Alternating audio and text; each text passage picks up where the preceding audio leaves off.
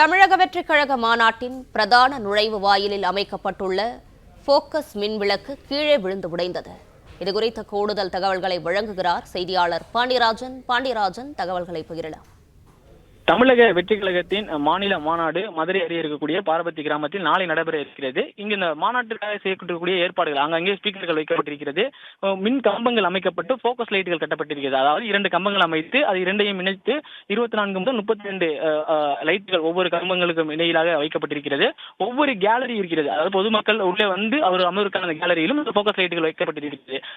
அதே போல அந்த மாநாட்டினுடைய முகப்பு பாதையிலிருந்து உள்ளே வரக்கூடிய பிரதான பாதை ஒன்று இருக்கிறது. அந்த பாதையை நோக்கி அருகே இருக்கக்கூடிய ஒரு போக்கஸ் மின்விளக்கு கோபுரங்கள் என்பது இன்று காலை கீழே விழுந்து உடைந்து சுக்குநூறாக இருக்கிறது. அதன் பிறகு அதிலிருந்து சிதறிய கண்ணாடி துண்டுகள் அங்கங்கே சிதறி கிடைக்கின்றன. அந்த போக்கஸ் லைட்டுகள் உடனடியாக சரி செய்யப்பட்டு வேற போக்கஸ் லைட்டுகள் மாற்றப்பட்டு மீண்டும் அந்த மின்கம்பம் அங்கே நிறுத்த வைக்கப்பட்டிருக்கிறது.